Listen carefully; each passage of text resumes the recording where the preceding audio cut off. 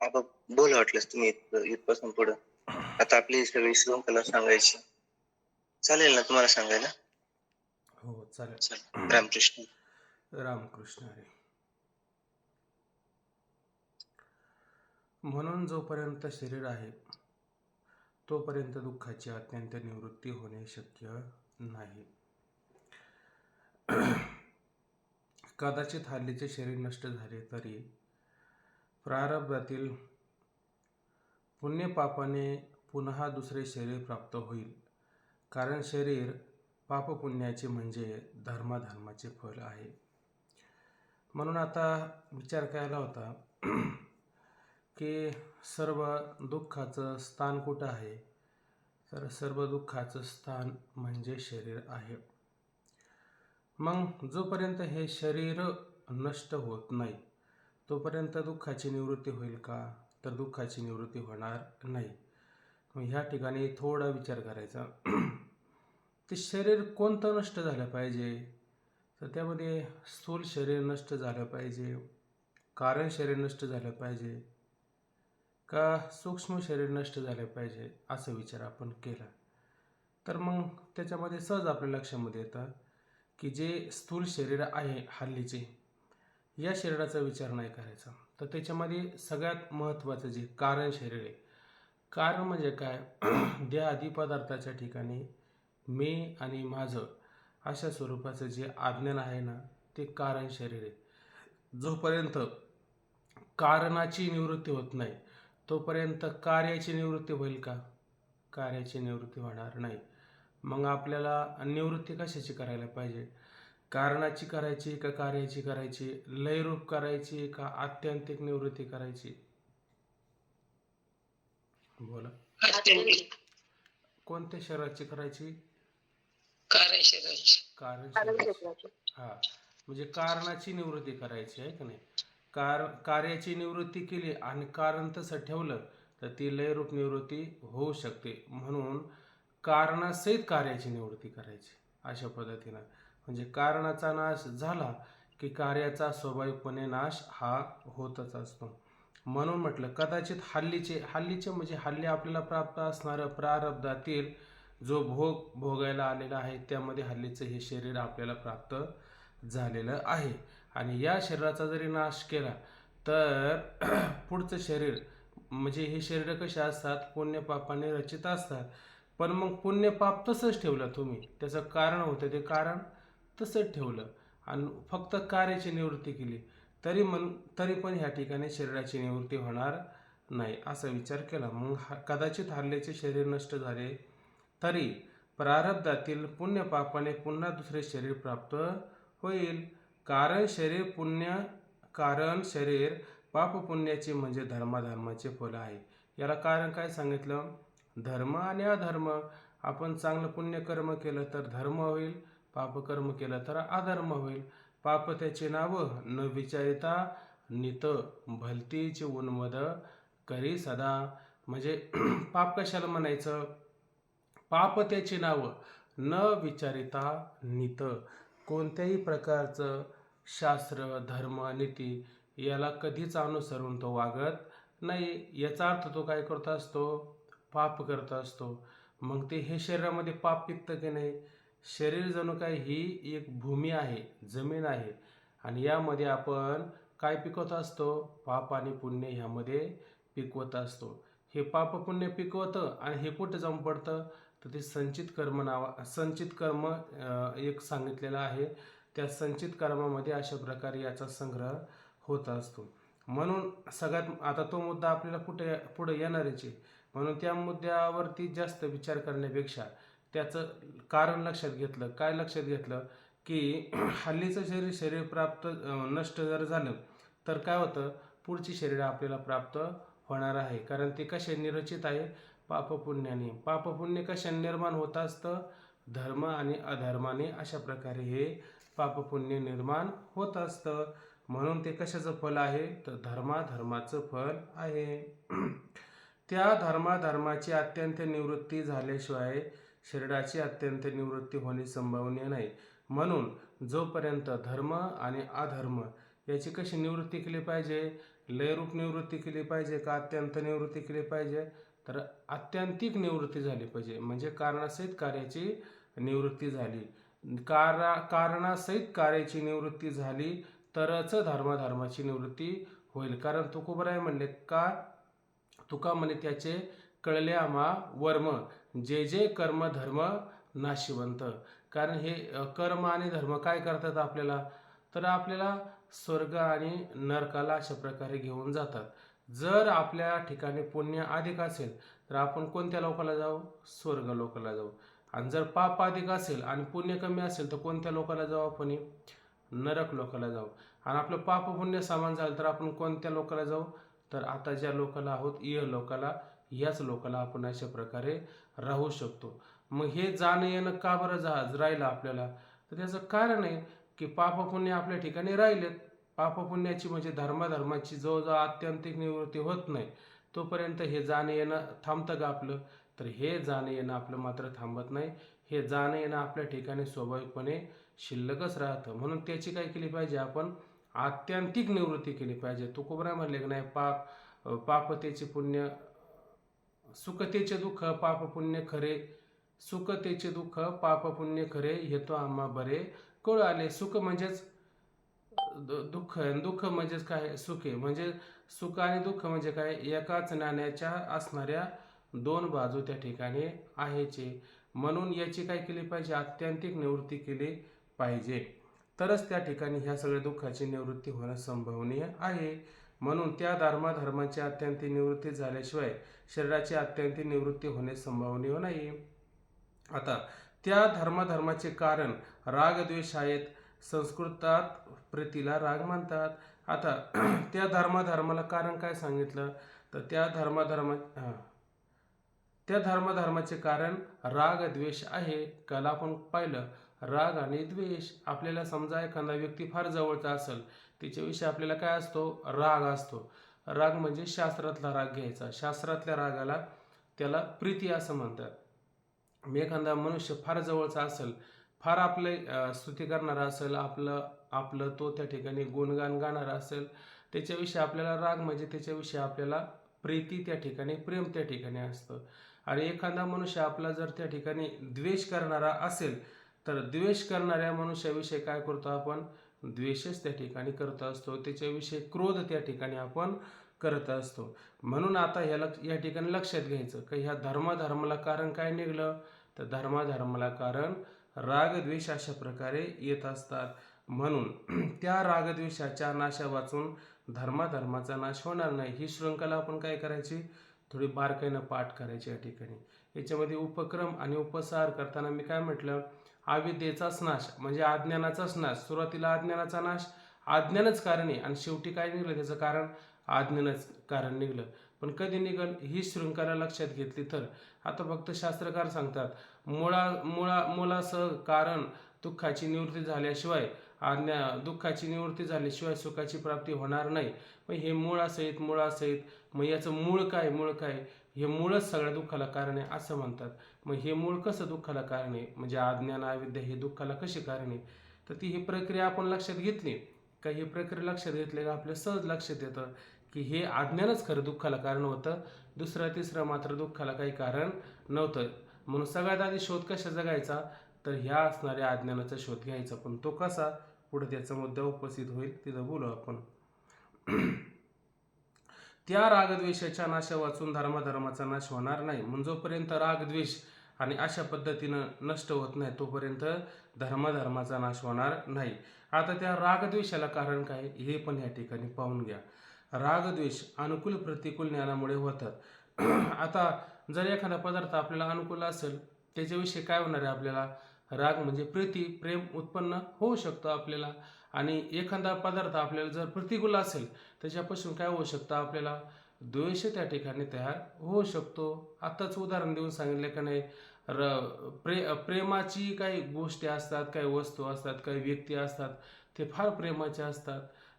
आणि जसं तुकोबराय म्हणतात, काही सज्जनाशी संग काही दुर्जनाशी योग. आता सज्जनाची प्राप्ती होणं म्हणजे याला प्रीती म्हणायचं. हे सज्जन आपल्याला काय असतात, अनुकूल असतात. ऐक नाही. आणि काही दुर्जनाशी योग आणि कधी कधी दुर्जन सुद्धा अशा पद्धतीनं आपल्याला प्राप्त होत असतात. मग त्याच्याविषयी आपल्याला काय असतं, प्रतिकूलता असते. कारण दुर्जन मिळावा असं कोणाला वाटतं का?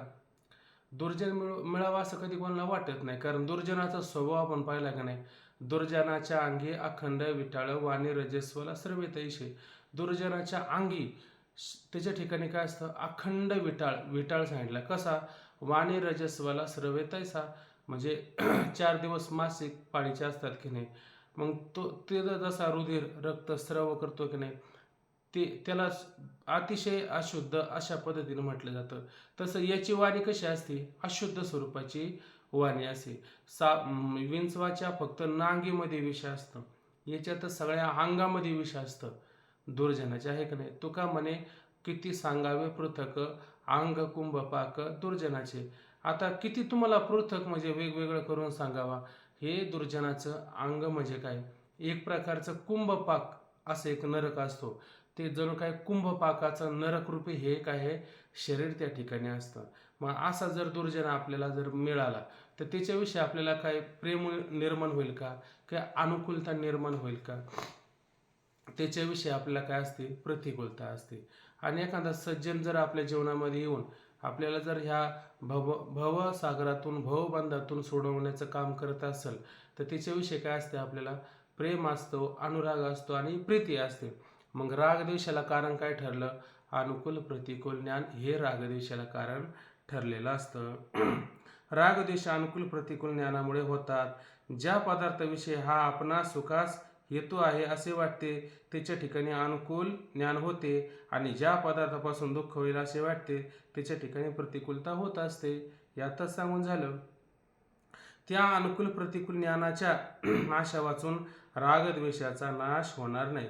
आता जोपर्यंत ते अनुकूल प्रतिकूल ज्ञान आहे, त्या अनुकूल प्रतिकूल ज्ञानाचा नाश जोपर्यंत होत नाही तोपर्यंत त्याच्यापासून निर्माण झालेला रागद्वेष आहे, या रागद्वेषाचा नाश होईल का, तर या रागद्वेषाचा नाश होणार नाही. मग आता आपल्याला काय नाश करायचा, आता आपल्याला रागद्वेषाचा नाश करायचा का, जरा थोडी संगती लावताना असं या ठिकाणी विचार घ्यायचं का शरीरात. आता इथं सुरुवात काय केलं आपल्याला, जोपर्यंत शरीर आहे तोपर्यंत दुःखाची अत्यंत निवृत्ती होत नाही.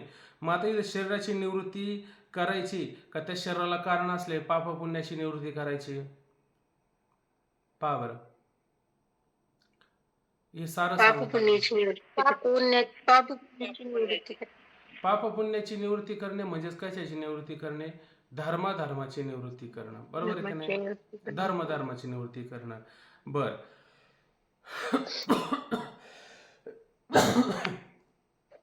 बर धर्माची निवृत्ती करणं का रागद्वेषाची निवृत्ती केली पाहिजे आपल्याला.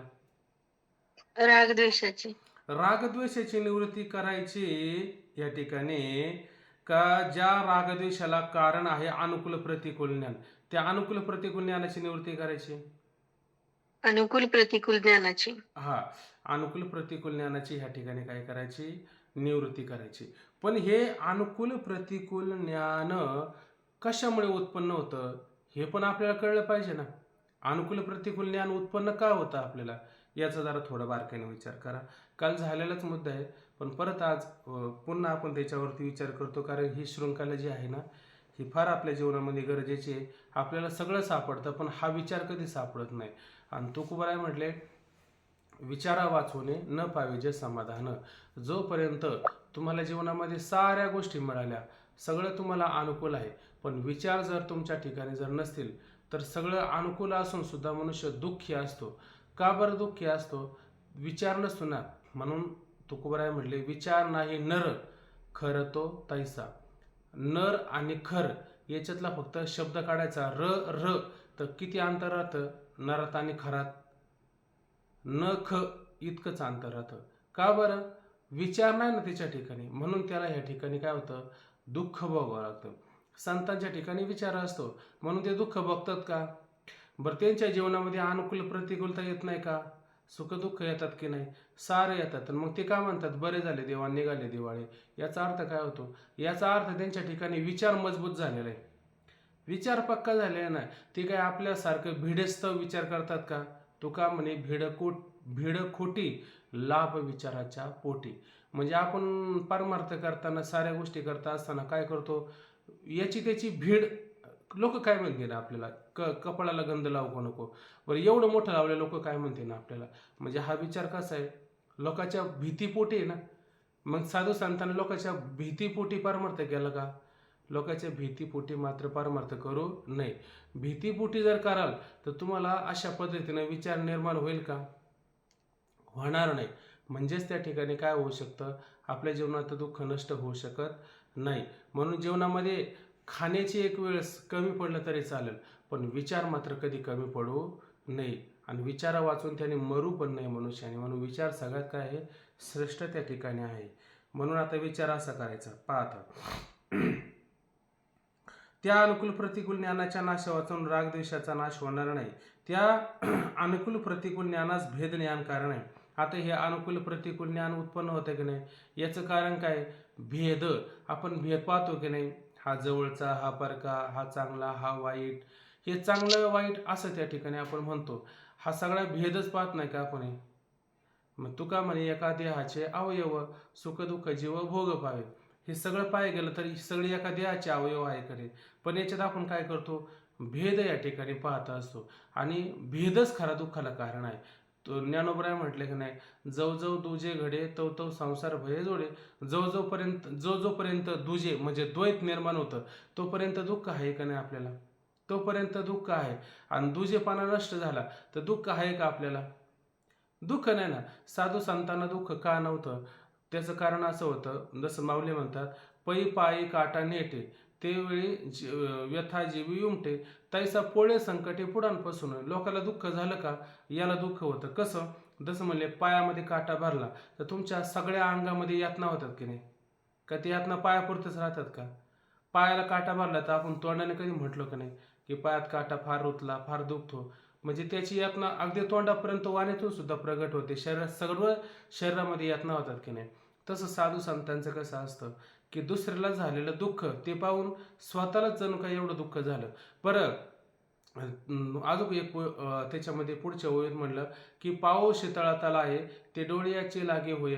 पाय जर असे थंड पाण्यामध्ये जर असे भिजवले तर त्या थंड पाय झाले तर संपूर्ण शरीराला शीतलता येते का नाही? तैसा सुखावत जाय परसुखे. तशा पद्धतीनं दुसऱ्याला सुख झालं की ते सुख जणू काय आपल्यालाच त्या ठिकाणी होत असतं. मग मला सांगा, याच्यामध्ये साधू संतांना दुसऱ्याविषयी अनुकूलता प्रतिकूलता वाटते का? का वाटत नाही बरं? ज्ञानदेव म्हणे तोही माझा आत्मा. हा रेडा बोलेल का नाही? बोलेल ना म्हणे. का? भगवंताची कृपा झाली तर का बोलणार नाही? का बरं? कारण तू आणि मी, आम्ही फक्त शरीराने जरी भिन्न असतो तरी वास्तविक पाहिलं तर आम्ही शरीराने भिन्न आहोत, पण आत्मस्वरूपाचा विचार केला तर आम्ही भिन्न आहोत का? तर आम्ही भिन्न नाही. आणि आपल्याला सगळं दिसतं, फक्त एवढं दिसत नाही. आपल्याला काय दिसतं? हे आपल्याला शरीर दिसतात आणि ह्या शरीराच्या सापेक्षच आपण लोकांची काय करतो? ओळख करतो. तो काळा आहे, तो ठेंगणा आहे, तो बुट्टा आहे, तो मोठा आहे, तो जाड आहे, तो पातळ आहे, तो गरीब आहे, तो श्रीमंत आहे, तो ब्राह्मण आहे, तो शूद्र आहे, तो अमुक आहे, तो तमुक आहे. असाच विचार आपण करतो ना. मग ह्या विचार करतो, हा विचार करतो. याच्यामध्ये काय होतं? सारा भेद निर्माण होतो, सगळा भेद वाढत असतो. आणि जोपर्यंत भेद आहे तोपर्यंत दुःख आहे का नाही आपल्याला? तोपर्यंत दुःख आहे. आणि भेदच निवृत्त झाला तर दुःख राहील का? दुःख राहणार नाही ना. तुकोबराय म्हणले, चित्त शुद्ध तरी शत्रू मित्र होती, व्याघ्रना खाती सर्पताया, विष ते अमृत आघात ते हित, अकर्तव्य नित होय त्याशी, चित्त समाधान तरी विष वाटे सोने. बघा, विष हे किती जाल असतं, मनुष्याला मारतं की नाही? तर चित्त जर समान झालं तर विषाचा प्याला जरी प्याला मीराबाईनं तरी तिला काही झालं का? कारण ती कशामध्ये भेद पाहते का? भेदच पाहत नाही. ती सगळ्याशी कशी झालेली आहे? एकरूप झालेली आहे. मग आपल्याला सगळ्याचं ज्ञान आहे. कशाचं ज्ञान नाही? आपल्या आत्मस्वरूपाचं ज्ञान नाही. जोपर्यंत आपल्याला आत्मस्वरूपाचं ज्ञान होत नाही तोपर्यंत हा भेद असा शिल्लक राहील ना. तोपर्यंत हा भेद असा शिल्लक राहू शकतो. म्हणून सगळ्यात आधी कशाचं ज्ञान झालं पाहिजे आपल्याला?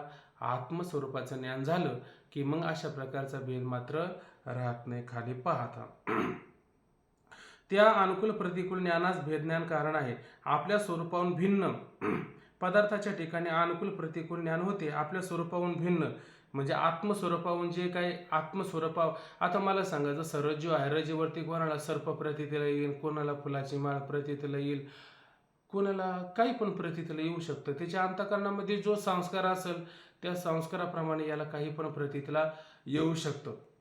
जसं पाणी पाहिलं, पाण्यावरती फेस, बुडबुडे, तरंग, भोवरे हे सगळे जरी आले, एखाद्याने हातात तरंग घेतला तर काय येईल? पाणीच हातामध्ये येईल. एखाद्याने फेस हातामध्ये घेतला तर पाणीच हातामध्ये येईल. एखाद्याने लाट हातात घेतली तर पाणीच हातामध्ये येईल. एखाद्याने फुलाची माळ म्हणा, दंड म्हणा, जलरेषा, भोरेषा, आणखीन काही जर हातात घेतला तर काय येईल? दोरीच हातामध्ये येईल. कारण खाली काय आहे? दोरीच आहे. आणि दोरी अधिष्ठान आहे ह्या सगळ्या पदार्थांना. आणि ह्या पदार्थामुळं आपण आपल्यामध्ये भेद पाहतो. वास्तव पाहिलं तर हा भेद सत्य आहे का मिथ्याच आहे? हा भेदच मुळात मिथ्य आहे. का? कारण आद्यस्थ पदार्थ, अधिष्ठान पदार्थावरती जी आद्यस्थ वस्तू प्रतीतीला आली, ती वस्तू सत्य आहे का मिथ्याच आहे? ती वस्तू मिथ्या आहे. का बरं ती वस्तू मिथ्या आहे? कारण ती आधी नसते, नंतर नसते, मध्ये फक्त भासते, प्रतीतीला येत असते, भासमान स्वरूपाची असते. ती वस्तू सत्य नसते. पण त्या आद्यस्थ पदार्थ ज्याच्यावर भासला ते अधिष्ठान मात्र सत्य असतं. तर हे सगळ्याचं अधिष्ठान कोण आहे? तर सगळ्याचा अधिष्ठान आत्मा आहे. आत्मा सच्चिदानंद ब्रह्मरूप आहे आणि तो आत्मा मी आहे असा जर त्याला भाव निर्माण झाला तर त्याला अशा पद्धतीनं भेद वाटेल का कशामध्ये? त्याला भेद वाटणार नाही ना. भेद कुठपर्यंत वाटतो? तो आत्मस्वरूपाला न पाहता आत्मस्वरूपावरती जे आद्यस्थ असणारे शरीर आहे त्या शरीराला पाहू लागला तर भेद निर्माण होऊ शकतो ना. मग भेद निर्माण होऊ शकतो. पाहता खाली आपल्या स्वरूपाहून भिन्न पदार्थाच्या ठिकाणी अनुकूल प्रतिकूल ज्ञान होते. आत्मस्वरूपाच्या ठिकाणी अनुकूल प्रतिकूल ज्ञान होत नाही, आहे का नाही? पण आता याला आत्मस्वरूपाहून बाकीच्या पदार्थाच्या विषयी अनुकूल प्रतिकूल ज्ञान होतं. याने आत्म्याविषयी जर असं ज्ञान करून घ्यायचा प्रयत्न केला असता, याला असं अनुकूल प्रतिकूल ज्ञान झालं असतं का? झालंच नसतं ना. या घाटामध्ये आलेलं आकाश, रांगणामध्ये आलेलं आकाश, सुरईमध्ये आलेलं आकाश, परळमध्ये आलेलं आकाश, गाडग्यामध्ये आलेलं आकाश, डेरेमध्ये आलेलं आकाश, घरामध्ये आलेलं आकाश, वरती असणारं महाआकाश. हे आकाश फक्त उपाधीनं तुम्हाला वाटलं असतं भिन्न भिन्न, पण आकाशामध्ये भेद आहे का? भेद कधीच नाही. मग ज्ञान कशाचं व्हावं? आत्मस्वरूपाला सोडून बाकीचं होण्यापेक्षा आत्मस्वरूपाचं ज्ञान झालं तर भेद पाहिल का? मात्र भेद पाहू शकत नाही. मग सगळ्याचं ज्ञान आहे, फक्त आत्मस्वरूपाचं त्याला त्या ठिकाणी काय नसतं? ज्ञान नसतं. आत्मस्वरूपाच्या ठिकाणी अनुकूल प्रतिकूल ज्ञान होत नाही. पाहता सुखाचे साधनास अनुकूल व दुःखाच्या साधनास प्रतिकूल म्हणतात. आता ज्या साधनापासून आपल्याला अनुकूलता प्राप्त होते ते साधन कसं झालं? आपल्याला सुखरूप वाटतं. आणि ज्या साधनापासून दुःख होतं ते साधन कसं झालं? आपल्याला दुःखरूप होत असतं. समजा विंचू जर निघाला घरामध्ये, तो कसा असतो? आपल्याला अनुकूल का प्रतिकूल असतो? विंचू कसा असतो? प्रतिकूल. प्रतिकूल असतो का नाही विंचू? विंचू त्या ठिकाणी प्रतिकूल असतो. आणि त्याहून दुसरा एखादा पदार्थ समजा त्या ठिकाणी दिसला, आहे का नाही? ते काजवे वगैरे कधी कधी आपण ते फार जपून ठेवायचे असे, आहे का नाही? ते काही त्रास देतात का? ते आपल्याला कसे वाटतात? चांगले वाटतात. पण वास्तविक पाहिलं तर सर्प असो, विंच असो, हे सगळे काय? तुका म्हणे सर्प, विंचू, नारायण. पण नियम काय घातला लक्षात घ्या? शिव नाही दोरुनी बांधावे. याच्यात नारायण नाही का?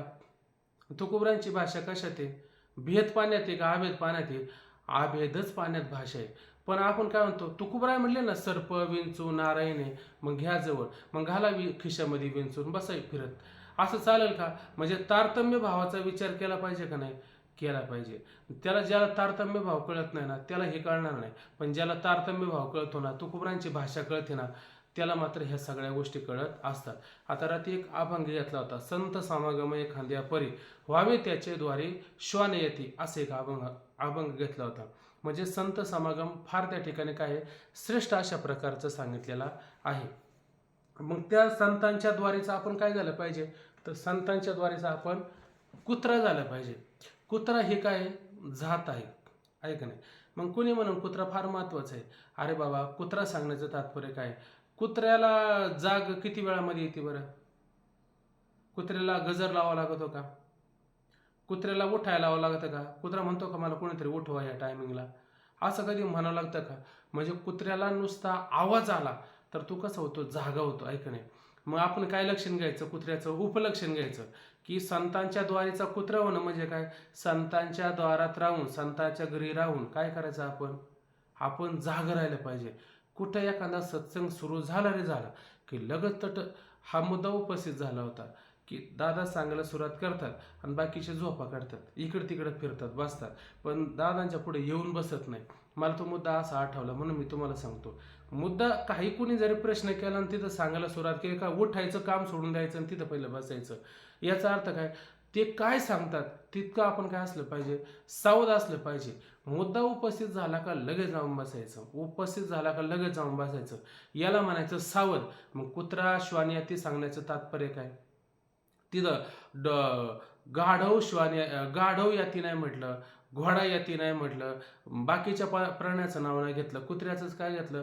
कुत्रा हा सावध असतो. म्हणून आपण काय व्हायचं, संतांच्या द्वारीचा कुत्रा व्हायचा, आहे का नाही. का व्हायचं, कुत्र्याचं उदाहरण काय दिलं, कारण त्याचा अर्थ तो जागा असतो, सावध असतो. तसं आपण हे श्रवण करताना सत्संग करता असताना काय केलं पाहिजे, आपण थोडी सावधगिरी बाळगली पाहिजे, बरोबर ना. लटिके ते ज्ञान लटिके ते ध्यान तरी हरिकीर्तनात प्रिय नाही. जागेल तो जगेल, झोपेल तो मरेल. आ जागेल तो जगेल, झोपेल तो मरेल. जागे तो जगेल, आहे की नाही, आणि झोपेल तो मरेल. आणि संतांनी काय सांगलं, उठा जागे वारे आता, स्मरण करा पंढरीनाथा, जगजोगी जगजोगी जाग जाग बोलती. म्हणजे सगळ्यांना सांगलं तुम्ही कुत्रे व्हा, जगजोगी जोगे जागे जागे म्हणजे काय, तुम्ही कुत्रे व्हा, म्हणजे कुत्र्याचा एक गुण घ्या, असं त्या ठिकाणी आपल्याला सांगितलेलं आहे का नाही. चला, मग संत कसे असतात, आपल्याला अनुकूल असतात, आहे का नाही. आणि बाकीचे पदार्थ सर्प विंचू हे कसे असतात, आपल्याला प्रतिकूल असतं. मग आता कशाला आलिंगन द्यायचं, आपण विंचूला आलिंगन द्यायचं का संतांना आलिंगन द्यायचं. तर संतांना आलिंगन दिलं तर आलिंगन घडे मोक्ष सायुजता जोडे, आहे का नाही. ऐसा संतांचा महिमा. आणि सर्पाला आलिंगन दिलं, विंचवाला आलिंगन दिलं तर त्याचा काय महिमा आहे आपला तो माहिती आहे का नाही. तर अशा पद्धतीनं त्याच्यापासून आपल्याला काय होत असतं, प्रतिकूलता होत असते आणि सज्जनांपासून आपल्याला अनुकूलता होत असते. म्हणून सुखाच्या साधनास अनुकूल व दुःखाच्या साधनास प्रतिकूल म्हणतात. आपले स्वरूप म्हणजे आत्मा सुखरूप आहे. सुखाच्या ठिकाणी आपले स्वरूप म्हणजे आत्मा सुखरूप आहे. सुखाचे किंवा दुःखाचे साधन नाही. आता आपला जो आत्मा आहे हा आत्मा सुखरूप किंवा दुःखरूप असं आहे का, आत्मा साधन आहे का, आपलं आत्मा साध्यच आहे, आपल्याला साध्य आहे. आत्मा आपल्याला साध्य आहे. म्हणजे आत्मा आपल्याला मिळवायचा का, आत्मा मिळवायचा नाही, आहे का नाही. पण आता गंमत अशी होती, हे सुद्धा मंडळींना कधी कधी कळत नाही की हे मिळालेलेच आहे, फक्त याला काय करायचं असतं, जाणायचं असतं, आहे का नाही. तरी ते भजन पूजन अमुक तमुक ह्या सगळ्या गोष्टी करत असतात आणि ते काय म्हणत असतात, आम्हाला देवाची प्राप्ती करायची, देवाची प्राप्ती करायची का, देव प्राप्तच आहे, जाणायचं आपल्याला. बोला बरं. प्राप्तच आहे. मग काय करायचं, क्रिया करायच्यात का फक्त जाणायचं इथं. हा, हे फक्त पाण्यावरती आलेलं शेवळ, हा, पाण्यावर आलेलं फक्त शेवळ निवृत्त करायचं. पाणी आहेच आहे त्या ठिकाणी, आहे का नाही. जसं ज्ञानोबराय म्हणतात, आपण या आली निध जेवी आपणा ते करी मुग्ध का काजळे आणि मंद प्रभादीपी. जसं दिवा लावला की नाही, दिवा सुरुवातीला प्रखर तेज देणार असतो, पण हळूहळू त्या दिव्यावरती काजळ येते का नाही, हळूहळू काजळ येते का एकाएकी काजळ येते. तसं आपण मुळात कसे होतो, आपण मुळातच पहिले ब्रह्मरूप होतो, पण हळूहळू काय झालं, याच्यावरती काय आली, काजळी आली. कशी काय काजळी आली, काय कळालंच नाही. जसे आपण झोपायला सुरुवात करतो, झोप आपल्याला विचारून येते का, झोप कधी येते कळतं का आपल्याला, जेव्हा आपण ते करी मुग्ध, आपल्याला इतकी मूड करून टाकते ती झोप निद्रा की आपल्याला कळत नाही का आपण कधी झोपलो, बरोबर ना. असं घड्याळ लावून कोणी झोपलं का आतापर्यंत. तसं हे अज्ञान आपल्या ठिकाणी कधी आलं, कसं आलं हे आपल्याला सांगता येत नाही. मग आपण काय केलं पाहिजे, या अज्ञानाची निवृत्ती करायची. देवाची प्राप्ती करणं हा सुद्धा एक प्रकारचा काय दोषच आहे, बरोबर ना. आता मुक्त पुरुषाचं वर्णन करायला आपण त्याचा विचार करू पुढं. चला. समुद्रामध्ये हा विषय आला. समुद्रामध्ये अनेक मासे ग्रुपनी हम्म. असताना एक मासोळी त्या ग्रुपला आपल्या म्हणते की चला आपण इथं खूप वादळ सुटले, आपण समुद्र कुठे आहे तिथे जाऊ, समुद्रात आपलं संरक्षण होईल. आणि राहतात कुठं समुद्रातच, परंतु समुद्रात राहतोय ह्याचं जसं आता सांगितलं तुम्ही आवरण आलेले हा ज्ञानाचं हे कधी आलेलं कळत नसतं. त्याप्रमाणे समुद्रात असतानाच समुद्रातल्याच ग्रुपने असं ठरवलं की चला आपण समुद्र शोधायला जाऊ आणि तिथे आपलं संरक्षण होईल. हा मग असं झालेलं आहे का ते आश्रय कशाचा घेतलाय समुद्राचा, आणि तिथंच काय म्हणतात चला कुठेतरी चांगला आश्रय घेऊ. म्हणजे समुद्र आहे त्यांना आश्रय मिळून सुद्धा आणखीन दुसरा आश्रय घेणं म्हणजे काय करणं, आपल्याच ठिकाणी आपण आज्ञान तयार करल्यासारखं होईल.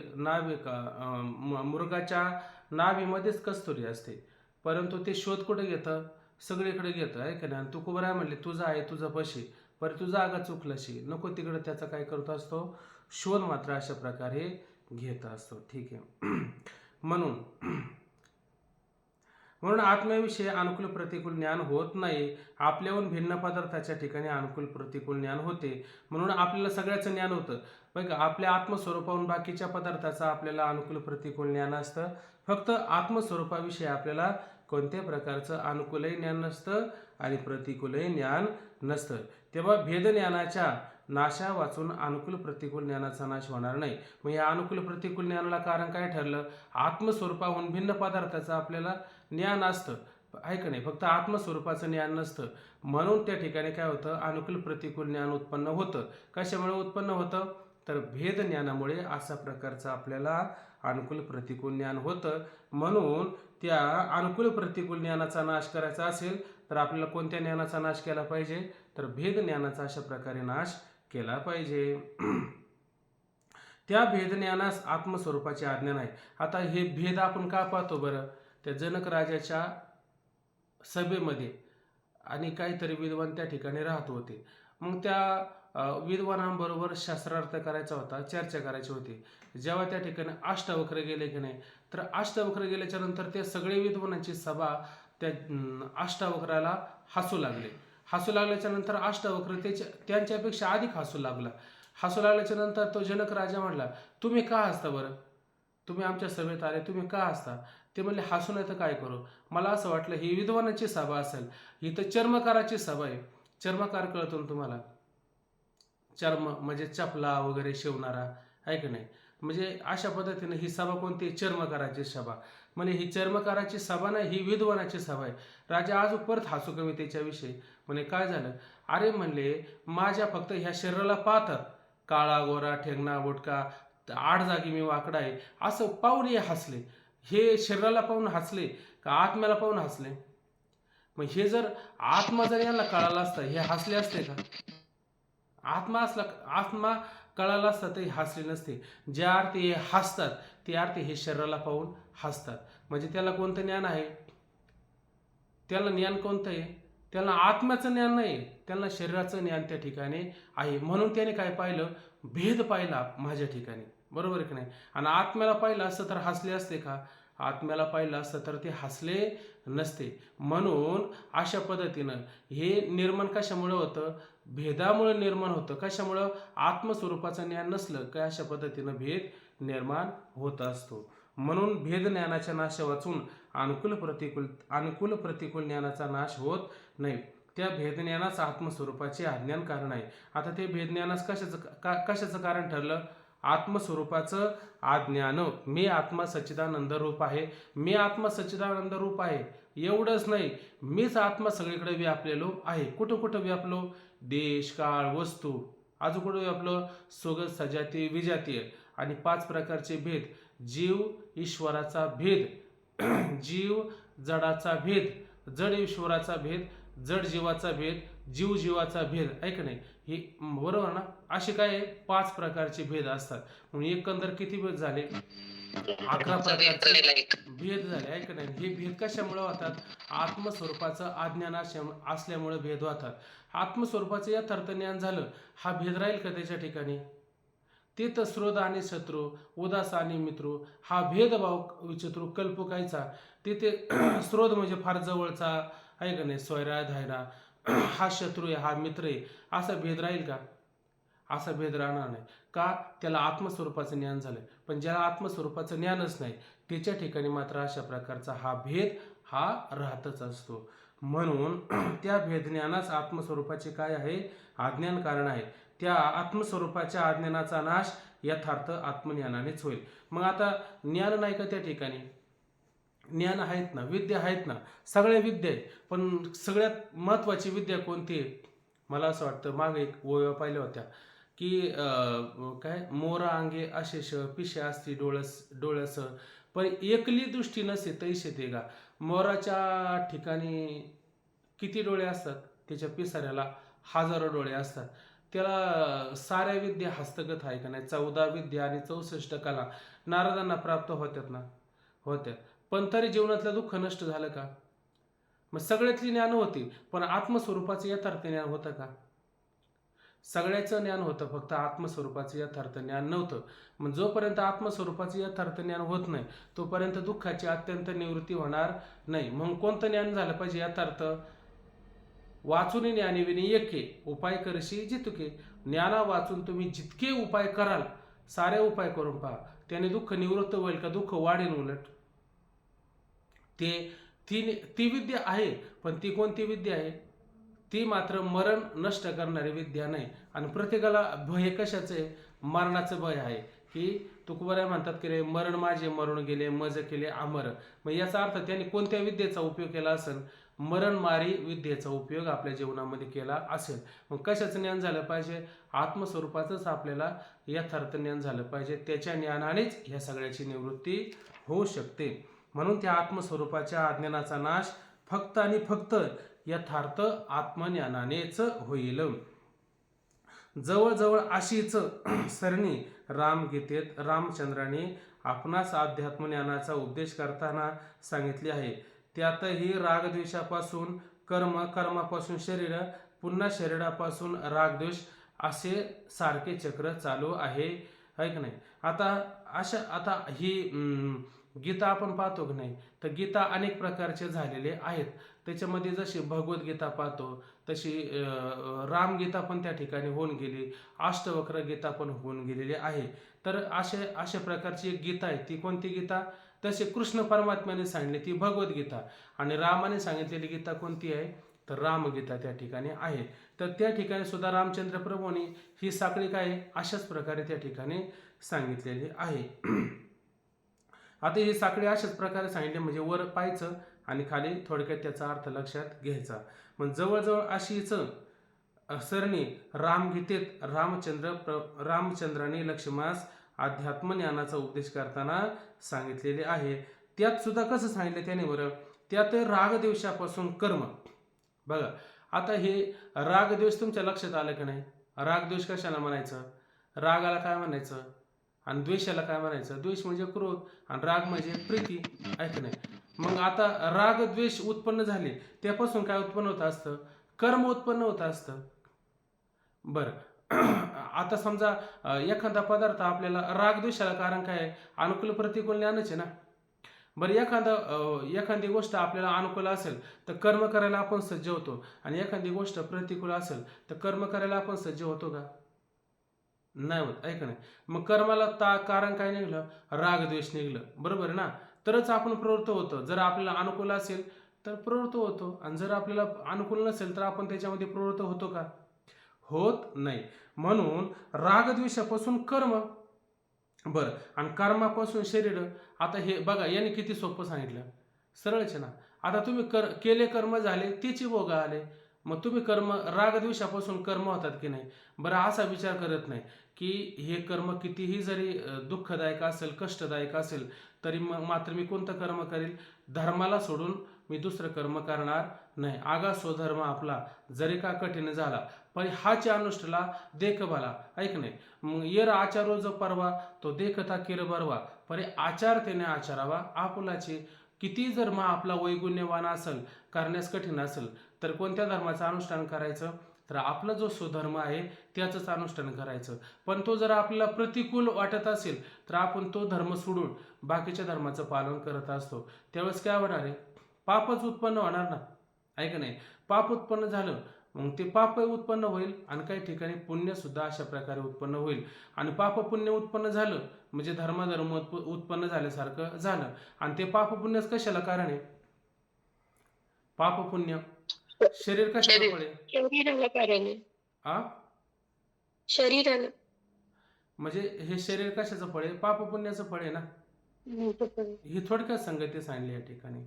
म्हणून त्यातही राग द्वेषापासून कर्म, कर्मापासून शरीर, पुन्हा शरीरापासून राग द्वेष. आणि हे शरीर उत्पन्न झालं की आपण काय करतो? परत राग द्वेष त्या ठिकाणी करत असतो.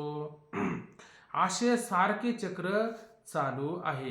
हे चक्र कसं आहे? उपजे आणि नाशे ते उपजे ते नाशे, नाशिले पुनरुपी दिसे.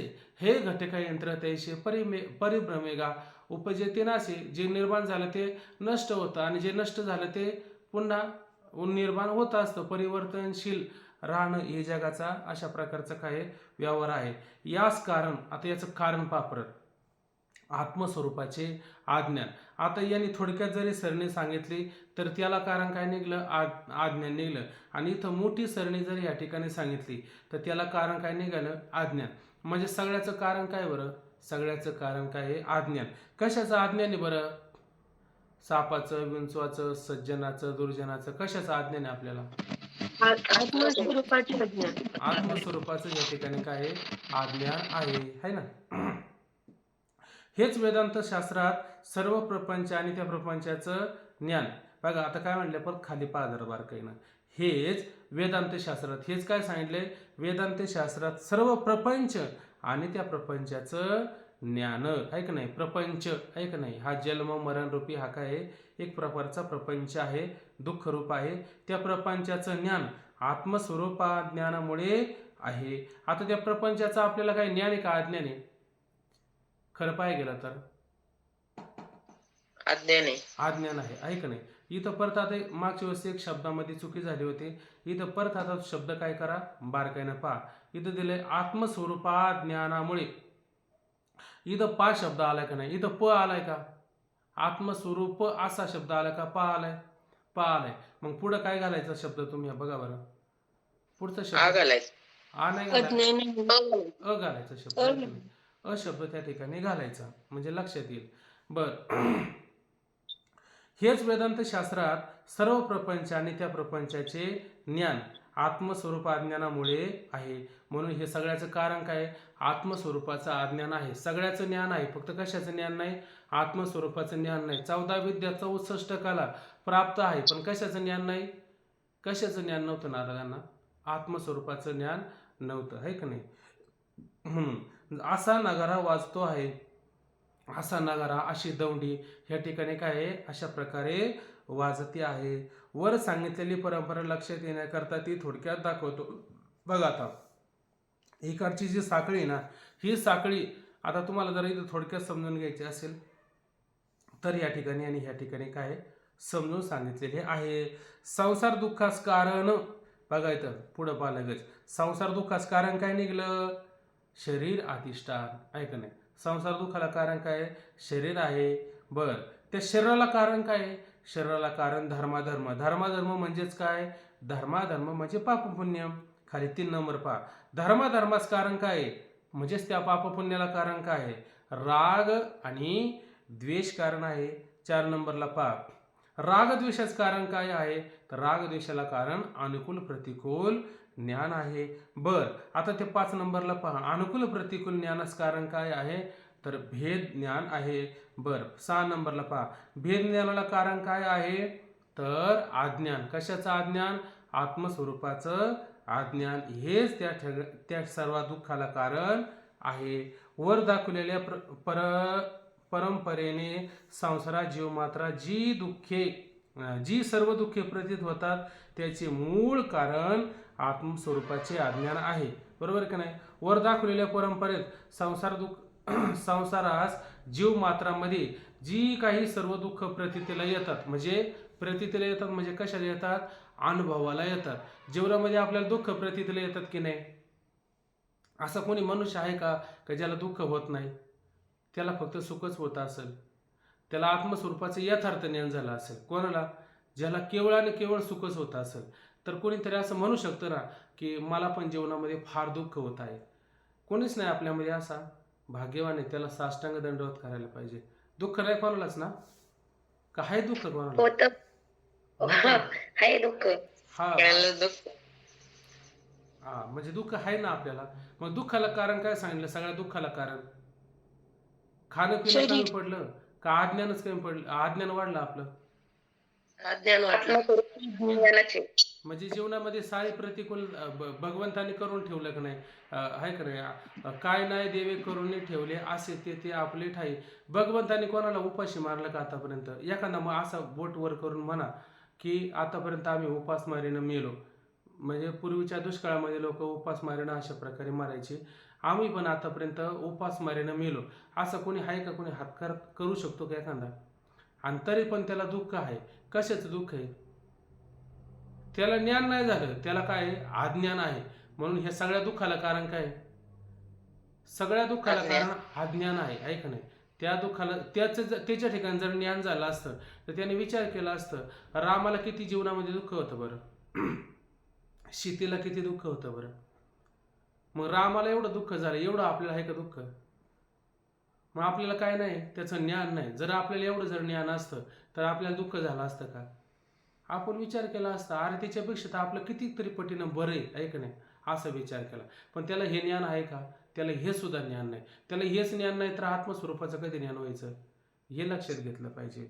पाहता जीव मात्र जी सर्व दुःखे प्रतीत होतात त्याचे मूळ कारण आत्मस्वरूपाचे अज्ञान आहे असे सिद्ध होते. माझा इथं सिद्ध काय झाले? आता इथं प्रश्न तयार होईल की जीवनामध्ये आपल्याला जे दुःख प्रतीत येतात की नाही, त्या सगळ्याचं कारण काय आहे हे सिद्ध झाले तर त्याचं उत्तर ह्या ठिकाणी अशा प्रकारे आलं पाहिजे, आत्मस्वरूपाचं अज्ञान. ठीक आहे. त्या अज्ञानाच्या निवृत्ती वाचून सर्व दुःखांचा आत्यंतिक नाश कोणत्याही उपायाने होणे शक्य नाही. आता त्या अज्ञानाच्या निवृत्ती वाचून, कोणत्या अज्ञानाच्या निवृत्ती वाचून? कोणतं अज्ञान? आत्मस्वरूपाचे अज्ञान. आत्मस्वरूपाचे अज्ञान. त्या अज्ञानाच्या निवृत्ती वाचून सर्व दुःखाचा अत्यंत नाश होणार नाही, म्हणजे त्याची आत्यंतिक निवृत्ती होणार नाही. दुसरे उपाय सारे केले पण त्या उपायाने मात्र या दुःखाची निवृत्ती होणार नाही.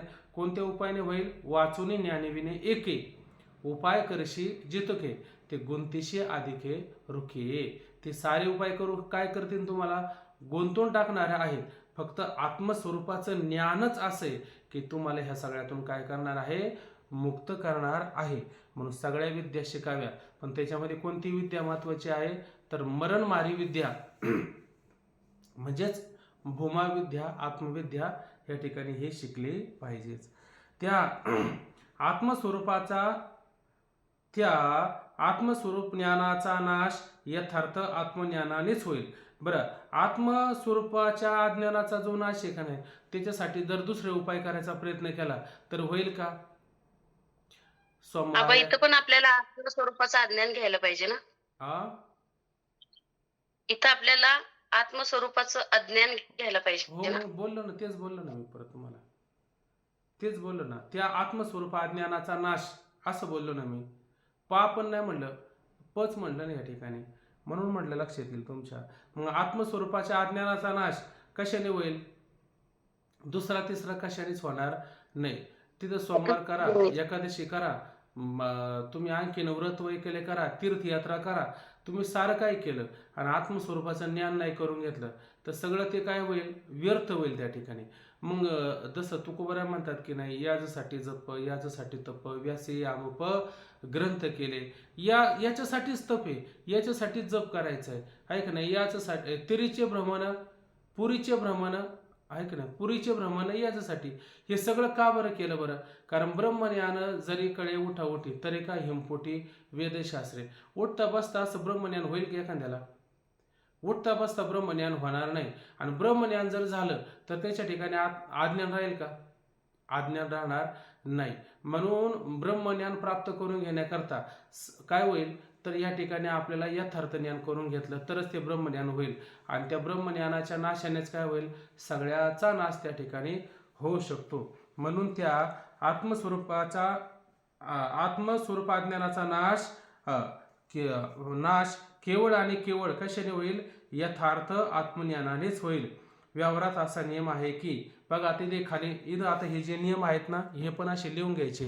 याच्यासाठी तुम्हाला मागं बोललो होतो की एखादी वही स्वतंत्र तयार करायची आणि त्याच्यामध्ये ना हे सगळे मुद्दे अशा प्रकारे लिहून घ्यायचं काम करायचं, म्हणजे तुमच्या परत लक्षात राहील.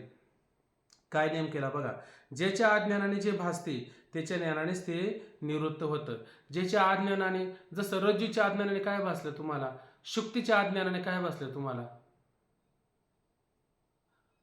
स्थाणूच्या अज्ञानाने काय रज्जूच्या भासलं, ज्ञानाने सर्प भासला. हा, सर्प भासला. शुक्तीच्या अज्ञानाने रजत. रजत भासलं, आहे का नाही. रजत म्हणजे सोनं का चांदी, चांदी. चांदी आहे का? हे दृष्टांत ठेवायचं लक्षात. आणि स्थाणूच्या अज्ञानाने काय भासलं, पुरुष. आणि मरुभूमीत काय भासलं, मरुभूमीत काय भासलं, नाही लक्षात येत, मृगजळ. असं हे लक्षात ठेवायचं आहे. म्हणजे रज्जूच्या अज्ञानाने सर्प, शुक्तीच्या अज्ञानाने रजत, स्थाणूच्या अज्ञानाने पुरुष आणि मरुभूमीत मृगजळ अशा प्रकारे भासत असतं. बरं, ज्याच्या अज्ञानाने जे भासतं ते कशाच्या ज्ञानाने निवृत्त होईल बरं, त्याच्याच ज्ञानाने. त्याच्याच ज्ञानाने निवृत्त होऊ शकतं, आहे की नाही. आता हे शब्द तुमच्या बरोबर लक्षात येऊ लागले. सुरुवातीला हे लक्षात येत नव्हते पण आता लक्षात यायला लागले. माईक कोणाचा हा चालू बघा बसू. ज्याच्या अज्ञानाने जे भासते ते त्याच्याच ज्ञानाने निवृत्त होते. उदाहरण देऊन सांगतात, ज्याप्रमाणे दोरीच्या अज्ञानामुळे भासलेला सर्प तो दोरीच्याच ज्ञानाने निवृत्त होतं. इथं च शब्द घातला त्याने, म्हणजे दोरीच्या अज्ञानाने जे भासलं, ऐक नाही, दोरीच्या अज्ञानाने जे भासलं ते रजताच्या ज्ञानाने निवृत्त होईल का, दोरीच्या अज्ञानाने जे भासलं ते रजताच्या ज्ञानाने निवृत्त होऊ शकत नाही. ते पुरुषाच्या ज्ञानाने किंवा मृगजळाच्या ज्ञानाने निवृत्त होणार नाही. ज्याच्या अज्ञानाने, आता समजा शुक्तीवरती तुम्हाला रजत भासलं तर तिथं तुम्हाला सर्पाचं ज्ञान होऊन उपयोगाचं आहे का, नाही. मग ज्याच्या अज्ञानाने, ज्याच्या ठिकाणी जे भासतं त्याच्याच ठिकाणी त्याच्या ज्ञानानेच ते निवृत्त होतं, बरोबर आहे की नाही. मग ज्याच्यावरती ज्याच्या अज्ञानाने जे उत्पन्न झालं ते निवृत्त कशाने होईल, हा एक मुद्दा घ्या. ज्याच्या अज्ञानाने जे उत्पन्न झालं, निर्माण झालं, त्याच्याच ज्ञानाने. आता हा उत्पन्न शब्द आहे ना 5व्या तरंगामध्ये डायरेक्ट आपल्याला पाहायला भेटेल. आता हा शब्द इथं परत कधी येणार नाही. हा फक्त एवढा शब्द येईल की ज्याच्या अज्ञानाने जे भासतं त्याच्या ज्ञानाने ते निवृत्त होत असतं. ज्याच्या अज्ञानाने जे भासते ते त्याच्या ज्ञानाने निवृत्त होते. ज्याप्रमाणे दोरीच्या अज्ञानामुळे भासलेला सर्प तो फक्त आणि फक्त दोरीच्याच ज्ञानाने निवृत्त होतं, अन्य कोणत्याही उपायाने निवृत्त होत नाही आणि करायचा प्रयत्न केला तरी निवृत्त होऊ शकत नाही. त्याचप्रमाणे आत्मस्वरूप अज्ञानाने आत्म्याच्या ठिकाणी भासणारी सर्व दुःखे यथार्थ आत्मस्वरूप ज्ञानानेच मूळ अज्ञान निवृत्तीद्वारा निवृत्त होतील. फार महत्वाचा मुद्दा आला. काय म्हटलं की आत्मस्वरूपाचे काय, आत्मस्वरूप ज्ञानाने, आत्मस्वरूप अज्ञानाने असं घ्या म्हणजे लक्षात येईल. आत्मस्वरूप अज्ञानाने आत्म्याच्या ठिकाणी भासणारे, आत्मस्वरूपाचं काय होतं आपल्याला अज्ञान होतं. आत्मस्वरूपाचं ज्ञान झालं असतं तर दुःख झालं असतं का, दुःख झालं नसतं. ज्या अर्थी आपल्याला आत्मस्वरूपाचं ज्ञान आहे, ज्ञान नाही, त्यामुळं आपल्या जीवनात दुःख आहे का नाही, आणि दुःख वाटतात की नाही आपल्याला, दुःख खरी आहेत का नाही, दुःख खरी आपल्याला वाटतात. त्या ठिकाणी का खरी वाटतात बरं आपल्याला, म्हणजे आपल्याला कशाचं ज्ञान नाही, आपल्याला आत्मस्वरूपाचं ज्ञान नाही. म्हणून आत्मस्वरूपाच्या अज्ञानाने आत्म्याच्या ठिकाणी भासणारी सर्व दुःखे फक्त आणि फक्त काय, यथार्थ आत्मस्वरूप ज्ञानानेच. म्हणजे इथं शब्द काय घातला, यथार्थ. इथं जर अयथार्थ बाकीचं जर ज्ञान घालायचा प्रयत्न केला आणि समजून सांगायचा प्रयत्न केला तरी मात्र जुळणार नाही. म्हणून तिथं ज्ञान कोणतं असलं पाहिजे, आत्मस्वरूपाचंच ज्ञान असलं पाहिजे, आणि ते सुद्धा कसं असलं पाहिजे, यथार्थच असलं पाहिजे. म्हणून आत्मस्वरूप ज्ञानानेच मूळ अज्ञान निवृत्तीद्वारा. आता ही निवृत्ती करायची, पण कशी निवृत्ती करायची, मूळ, त्याचं मूळ काय पाहिलं आपण, अविद्या. अविद्या ही मूळ सांगितली ना, ऐक नाही. मूळ अविद्या, आणि तिचं निवृत्ती कधी करायची? भूतकाळात, भविष्य काळात का वर्तमान काळात? वर्तमान मध्ये. वर्तमान मूळ काळ. अविद्या, मूळ वर्तमान स असं करायचं नाही का, मुलास वर्तमान असं घालायचं शब्द या ठिकाणी. म्हणजे मुलास वर्तमान अविद्या निवृत्तीद्वारा असं शब्द घालायचा. मुलासह, मूळ म्हणजे अविद्या अज्ञान, आणि स म्हणजे काय? वर्तमान, आहे का नाही. निवृत्ती, अज्ञानाच्या निवृत्तीद्वारा निवृत्त होईल, आहे का नाही. आणि पुढं पहा, दुःख संबंध रहित नित्यानंद स्वरूप जे ब्रह्म त्याची प्राप्ती होईल. आणि मग काय होईल? याची निवृत्ती केली, पाण्यावरलं शेवट गेलं की पाणी आपल्याला थोड्या दिवसामध्ये प्राप्त होत असतं का? युगपदच उत्पन्न होतं, त्याच अव्यवहित काळामध्ये उत्पन्न होत असतं पाणी. त्या पाण्याची प्राप्ती कधी होते? पाण्यावरलं शेवट बाजूला केलं म्हणजे एक थोडे काही कालावधी त्याला लागत असतो. लगेच. दिवा लावला की प्रकाश कधी येतो असतो? लगेच येत असतो, ऐक नाही. फक्त भ्रम गेला की तुका म्हणे देव झाला. फक्त तो देवच आहे, फक्त काय आडवा आलेला आहे त्याला? फक्त भ्रम आडवा आलेला आहे. मग काय निवृत्त करायचं? भ्रम निवृत्त करायचा असतो. म्हणून काय म्हणलं? दुःख संबंध रहित नित्यानंद स्वरूप. आता परमात्म्याच्या ठिकाणी दुःख आहे का? कालत्रही दुःख नाहीये. म्हणून दुःख संबंध रहित त्या परमानंदाचा आणि दुःखाचा काही संबंध नसतो. जसा सूर्याचा आणि अंधाराचा काही संबंध आहे का?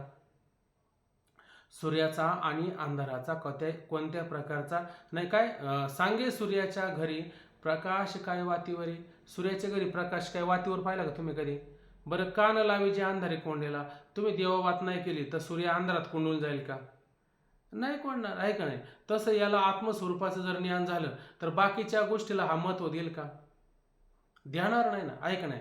माऊली म्हणतात, तया परिरिद्धी सिद्धी आली गेली सेन करी, जो वेगोंतला असे अंतरी महासुखी. आहे का नाही. रिद्धी आली काय आणि गेली काय, सिद्धी आली काय गेली काय, काही त्याला फरक पडत नाही.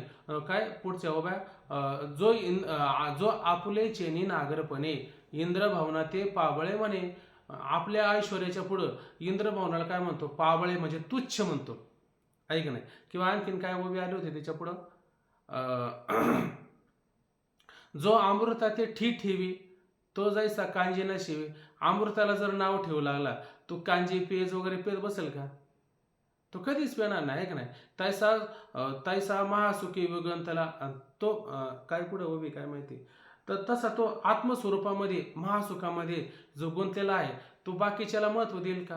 देणार नाही. आता बाकीच्याला का महत्व देतो? बाकीच्या गोष्टी त्याला का अपेक्षित आहे? त्याला कोणतं ज्ञान नाही. त्याला साऱ्याची ज्ञान झाली, नको ती ज्ञान त्याने प्राप्त करून घेतली. कोणतं ज्ञान प्राप्त करून घ्यायचं होतं? आत्मस्वरूपाचं, ब्रह्मस्वरूपाचं ज्ञान प्राप्त करून घ्यायचं होतं. कारण ते कसं आहे, दुःख संबंध रहित आहे. त्याला प्राप्त केलं की दुःख त्याच्या ठिकाणी राहील का? त्याच्या ठिकाणी दुःख राहणार नाहीये. म्हणून दुःख संबंध रहित नित्य आनंद स्वरूप जे ब्रह्म त्याची प्राप्ती होईल. ठीक आहे इथपर्यंत. पुढचा मुद्दा आता होणार नाही. पुढचा मुद्दा आपण उद्याला त्या ठिकाणी पाहू. आता वेळ झाला, थांबून घेऊ. ओम पूर्णमदः पूर्णमिदं पूर्णात् पूर्णमुदच्यते पूर्णस्य पूर्णमादाय पूर्णमेवावशिष्यते.